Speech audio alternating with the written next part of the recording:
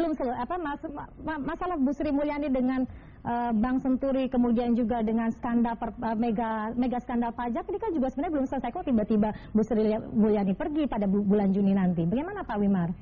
Ya itu terserah Metro TV dong, sudah tahu jawaban saya, jawaban orang waras kan sudah tahu. Terima jawaban Metro TV TV One pasti Sri Mulyani salah. Ya. Baik, jadi ini sudah bisa dipastikan diterima penawaran dari Bank Dunia kali ini ya Pak Wimar? Saya tidak punya jabatan apa-apa, kalau saya salah paling bisa dimaksud. Ya, Anda dengar ya kan sebagai orang dekat dari Sri Mulyani, Anda pasti sudah mendengar itu.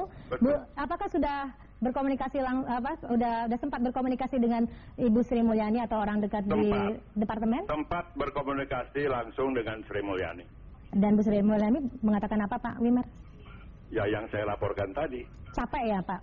Maksudnya Bu Sri Mulyani ini capek dengan situasi sekarang, akhirnya tawaran yang tahun lalu didapat akhirnya diterima sekarang? Mbak, kalau Mbak mau berikan opini silahkan ya, tapi saya itu tidak bisa dipaksa untuk bicara sesuai kehendak Metro TV. Ya. Pak Tommy.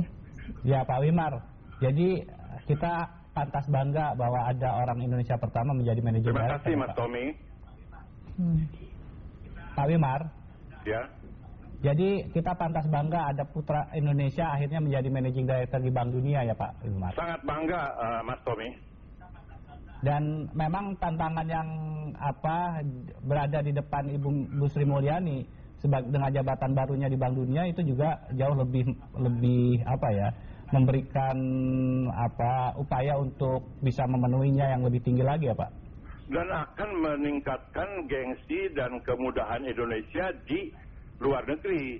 Kalau kemarin Indonesia harus mencari akses ke Bank Dunia, sekarang itu otomatis punya akses karena Sri Mulyani di Bank Dunia, walaupun sebagai individu berasal dari akar bangsa Indonesia, dan kecuali kalau bangsa Indonesia membuang dia akan memperjuangkan Republik Indonesia, rakyatnya dan semua rakyat di negara dunia yang beriktikat baik.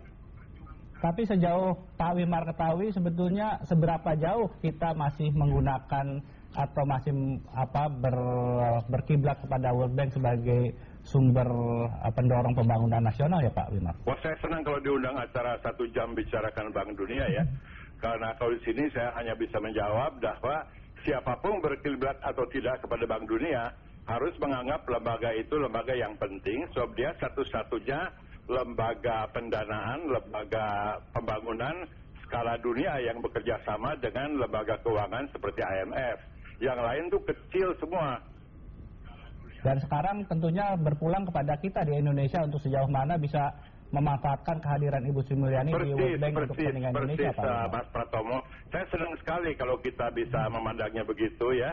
Kita syukuri saja ada Sri Mulyani Indrawati, Putri Semarang, yang akan ada di Washington mewakili Indonesia, bukan hanya atas dasar kehormatan, jelas tidak politis, tapi sebagai simbol bahwa Indonesia sudah menjadi negara dunia.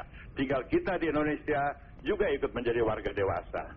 Pak Wimar, pengalaman Pak Wimar ikut dengan Gus Dur misalnya, ketika terjadi semacam reshuffle kecil di dalam kabinet, seperti apa sih goncangan yang terjadi terhadap kondisi di dalam negeri Pak Wimar? Apalagi sekarang Ibu Sri Mulyani akan melepaskan jabatan seperti Menteri Keuangan, apakah itu tidak akan mengganggu kondisi nasional kita? Mas Surya Pratomo sebagai mantan Pemret Kompas, sebagai